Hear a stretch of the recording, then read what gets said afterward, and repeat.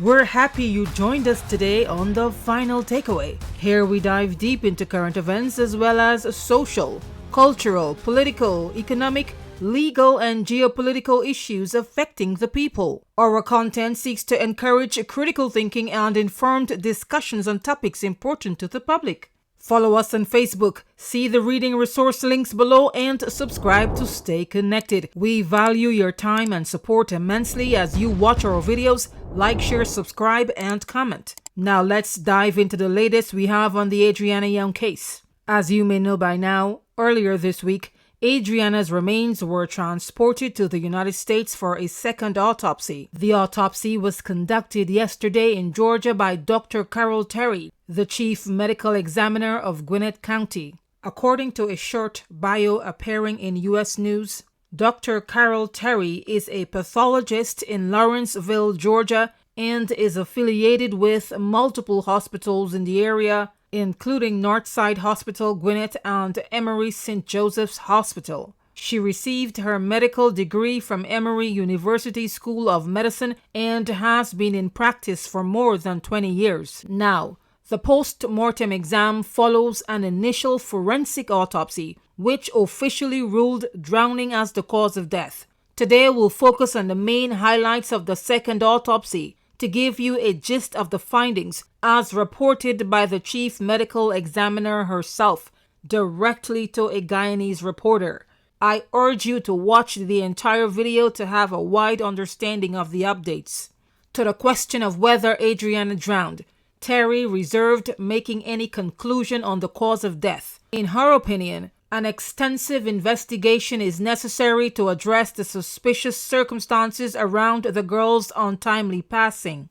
The medical examiner points out that drowning is a general assumption in society when a body is recovered from water. In this case, that body of water would be the swimming pool at the Doubleday International Hotel in Guyana. Dr. Terry further emphasized that, quote, "There is nothing in autopsy that is diagnostic of drowning. Drowning," she says, is, quote, "a diagnosis of exclusion," meaning that other potential causes of death need to be excluded.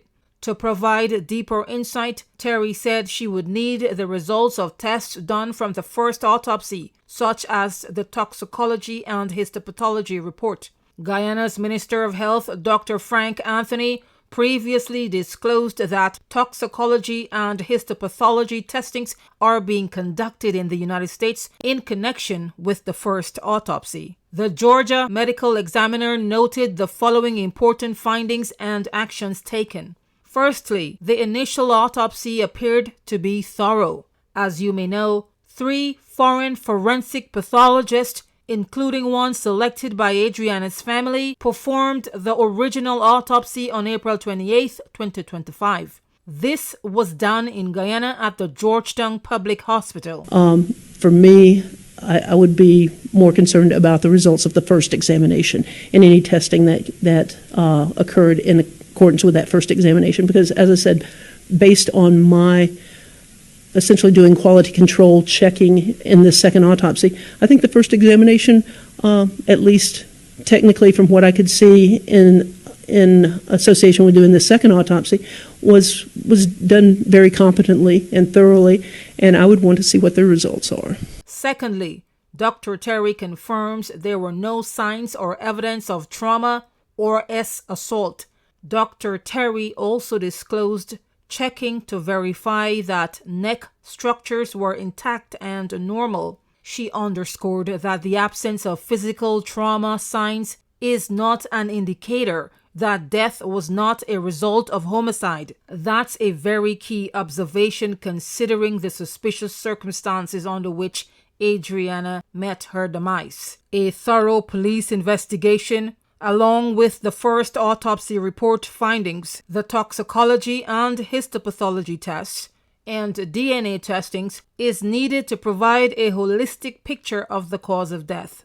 Lastly, Terry collected samples in case there is a need for further testings. Bear in mind, it's been a month since the first autopsy was done. The new autopsy doctor categorically stated the limitations in conducting an autopsy after a previous one was conducted. In other words, The state of the remains will vary in presentation compared to before the first autopsy. In short, the body isn't the same. It has been compromised, which in turn compromises the second autopsy findings. This piece of information is key as it may be more difficult or impossible to determine certain things that may be much easier to ascertain during a first post-mortem exam. We also understand that an embalming procedure has been previously carried out on the remains before the second autopsy. Naturally, this could limit the findings. Let's hear more from Dr. Terry. The examination that I had the opportunity to do is compromised at this point because, again, it's a second autopsy. So we have issues of artifacts that are introduced by the first autopsy. We've got decomposition that has taken place, and we've got embalming that has occurred. So that introduces a lot of artifact to the body, and it compromises the examination somewhat. According to the National Association of Medical Examiners, embalming after an initial autopsy can significantly affect the findings of a second autopsy.